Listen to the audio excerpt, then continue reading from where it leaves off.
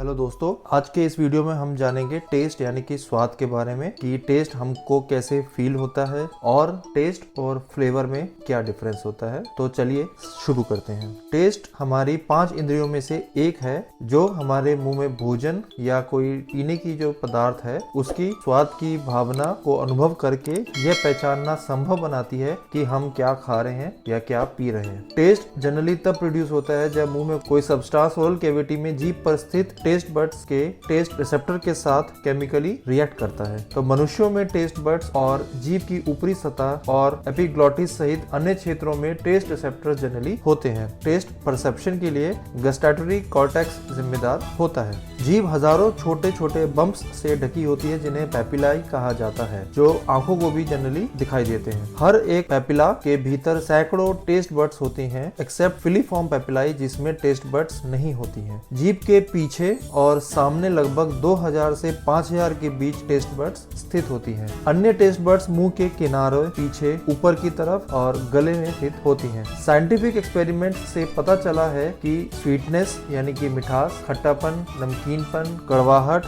और सेवरी यानी कि उमामी स्वाद जैसे 5 टेस्ट मौजूद होते हैं और ये सभी एक दूसरे से अलग होते हैं। टेस्ट बड्स डिफरेंट मॉलिक्यूल्स या आयंस के साथ इंटरेक्शन का पता लगाकर विभिन्न स्वादों के बीच अंतर करती हैं। स्वाद पर हर किसी की अलग अलग प्राथमिकता होती है, लेकिन ऐसा क्यों? स्वाद के पीछे के विज्ञान में नेचर, स्मेल, विजन और साउंड की सेंसेस भी शामिल है। टेस्ट एक ऐसी भावना है जो दुनिया में फ्लेवर ऐड करता है और ये जीवन का एक जटिल महत्वपूर्ण हिस्सा माना जाता है। वॉशिंगटन विश्वविद्यालय में मनोविज्ञान के प्रोफेसर डॉक्टर बर्नस्टीन के अनुसार स्वाद की भावना आंख की तरह एक सेंसरी सिस्टम यानी कि संवेदी प्रणाली है। जीभ विभिन्न स्वादों के प्रति संवेदनशील होती है, जैसे कि मीठा, खट्टा, कड़वा या नमकीन। स्वाद एक सेंस के रूप में जीभ पर केमिकल सिग्नल्स के कॉम्बिनेशन का परसेप्शन होता है। टेस्ट इस बात पर भी डिपेंड करता है कि भोजन कैसे महकता है और कैसा दिखता है, और निश्चित रूप से एक व्यक्ति स्वाद को कैसे मानता है इसकी प्रकृति और पोषण से भी लेना देना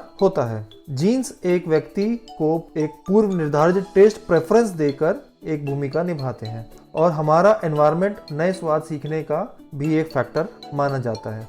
फिलाडेल्फिया में मोनल केमिकल सेंस सेंटर के डॉक्टर लेस्ली स्टीन हमारे जीन और पर्यावरण को स्वाद के लिए जिम्मेदार मानते हैं। उनके अनुसार हमारे फूड प्रेफरेंसेस को जीन्स, एक्सपीरियंस और एज सहित कई फैक्टर्स निर्धारित करते हैं। डॉक्टर स्टीन के अनुसार हाल के शोध का दावा है कि हमारे जीन यह निर्धारित करने में मदद करते हैं कि हम टेस्ट रिसेप्टर्स के कॉन्फ़िगरेशन को प्रभावित करके मूल स्वाद का पता कैसे लगाते हैं। जैसे आपको ब्रोकली क्यों पसंद है जबकि आपके सबसे अच्छे दोस्त को यह कड़वा लगता है, इसका एक हिस्सा यह है कि आपके पास अलग अलग जीन्स हैं जो अलग अलग कड़वे रिसेप्टर के लिए कोडेड है। इसी तरह अनुभव भी फूड प्रेफरेंसेस का एक महत्वपूर्ण निर्धारक माना जाता है। उदाहरण के लिए शिशुओं और छोटे बच्चों को यह जानने की जरूरत होती है कि कौन से खाद्य पदार्थ खाने के लिए सुरक्षित हैं। तो जन्म से पहले भी माताओं के आहार के विशिष्ट स्वादों के बारे में जानकारी शिशुओं को एमनियोटिक फ्लूइड के माध्यम से ट्रांसफर हो जाती है। डॉक्टर बर्नस्टीन के अनुसार एक प्रजाति के रूप में लगभग सभी की कुछ हद तक मीठी पसंद होती है। हम मिठास के प्रति स्वतः सकारात्मक प्रतिक्रिया के साथ पैदा हुए हैं। जब सॉल्ट प्रेफरेंसेस की बात आती है तो एक असंभावित कारक एक अलग भूमिका निभाता है। प्रेफरेंसेस के मामले में नमक में बहुत अधिक वेरिएबिलिटी होती है और एक अध्ययन में भी पाया गया है कि सॉल्ट प्रेफरेंसेस में योगदान करने वाला एक फैक्टर यह है कि क्या किसी व्यक्ति की मां को मॉडरेट से सीवियर मॉर्निंग सिकनेस का अनुभव हुआ था या नहीं। अध्ययन में यह भी पाया गया है कि मॉर्निंग सिकनेस के दौरान इलेक्ट्रोलाइट्स और सोडियम की कमी से संतान की सॉल्ट प्रेफरेंसेस पर भी असर पड़ता है। हम अपने जीन्स को नहीं बदल सकते हैं, इसलिए कुछ फूड लाइक्स या डिसलाइक्स में बदलाव करना मुश्किल हो सकता है। बार बार एक्सपोजर भोजन के लिए पसंद को बढ़ा सकता है, लेकिन नापसंद भोजन को पसंदीदा भोजन बनाने में सक्षम नहीं हो सकता। तो दूसरे शब्दों में एक्सपोजर नापसंद भोजन को कम नापसंद जरूर बना सकता है। तो जिस तरह किसी भोजन के बार बार संपर्क में आने से डिसलाइक्स कम हो सकती हैं, उसी तरह यह पसंद को भी बढ़ा सकता है। उदाहरण के लिए मोनल केमिकल सेंस सेंटर में में किए गए एक रिसर्च से पता चला है कि जो लोग समय के साथ कम सोडियम वाले आहार से जुड़े रहते हैं वे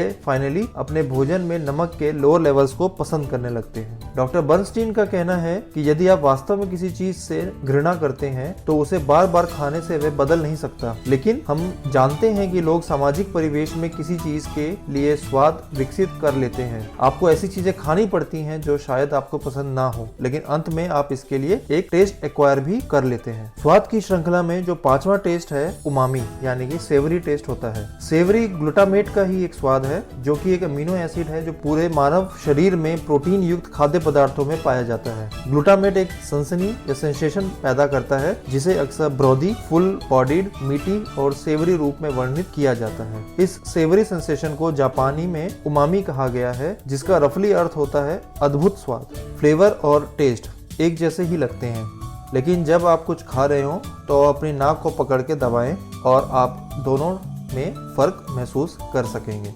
ज्यादातर लोग सोचते हैं कि फ्लेवर और टेस्ट समान है, लेकिन यह सच नहीं है। अधिकांश फूड्स और ड्रिंक्स का एक डिस्टिंक्टिव फ्लेवर टेस्ट से अधिक स्मेल की वजह से आता है। फॉर एग्जाम्पल, चीनी का टेस्ट मीठा होता है लेकिन स्ट्रॉबेरी एक फ्लेवर है। कॉफी जबकि कड़वी हो सकती है लेकिन उसकी जो अरोमा है वो एक फ्लेवर है। तो नाक और मुंह के बीच का एयरवे लोगों को 5 बेसिक टेस्ट के साथ हजारों फ्लेवर्स का आनंद लेने में सक्षम बनाता है। अभी भी टेस्ट और फ्लेवर के अंतर के बारे में अगर आप निश्चित नहीं हैं तो जेली बीन टेस्ट की सहायता से आप इसको समझ सकते हैं। इस एक्सपेरिमेंट के अनुसार चेरी और स्ट्रॉबेरी जैसे अलग अलग स्वादों के 2 जेली बीन लें। अपनी नाक को कसकर बंद करते हुए 2 जेली बीन में से एक को अपने मुंह में डालें और चबाएं और स्वाद को पहचानने की कोशिश करें। आपको पता चल जाएगा कि ये मीठा है, लेकिन ये निर्धारित नहीं कर पाओगे कि ये चेरी है या स्ट्रॉबेरी है जब तक कि आप अपनी नाक को नहीं छोड़ देते। स्वाद में टेक्सचर, टेम्परेचर और इरिटेशन भी शामिल होते हैं, जैसे कि मिर्च। भोजन की स्पाइसीनेस को केमिकल इरिटेशन के रूप में जाने जाने वाली थर्ड सेंसरी सिस्टम के माध्यम से अवगत कराया जाता है। इस सिस्टम में ट्राइजेमिनल नर्व्स शामिल होती हैं जिसमें नाक, मुंह, गले और आंखों में स्थित हजारों नर्व एंडिंग्स होते हैं। Nerve endings ammonia sting, menthol की ठंडक और मिर्च या अदरक की जलन को समझती हैं और उन पर प्रतिक्रिया करती हैं। तो जैसे जैसे हम बड़े होते हैं हमारी टेस्ट बड्स भी स्लो यानी कि धीमी होती जाती हैं। हमारी टेस्ट बड्स का जीवन बहुत छोटा होता है और वे हर कुछ दिनों में बदल जाती हैं, लेकिन जैसे जैसे आप बड़े होते जाते हैं यह दर धीमी होती जाती है, इसलिए आपके स्वाद की तीक्ष्णता कम होती जाती है। तो यदि कोई व्यक्ति भोजन पर एक निश्चित मात्रा में नमक पसंद करता है तो समय के साथ उन्हें डिजायर्ड टेस्ट प्राप्त करने के लिए अधिक से अधिक नमक का उपयोग करना होगा, क्योंकि उनके टेस्ट बड्स में रीजनरेशन स्लो हो चुका होता है। तो उम्र के साथ गंध भी कम होने लगती है। अब क्योंकि गंध भोजन का एक महत्वपूर्ण हिस्सा है, तो जैसे जैसे यह भी घटती जाती है वैसे वैसे senses of taste and flavour भी कम होते चले जाते हैं।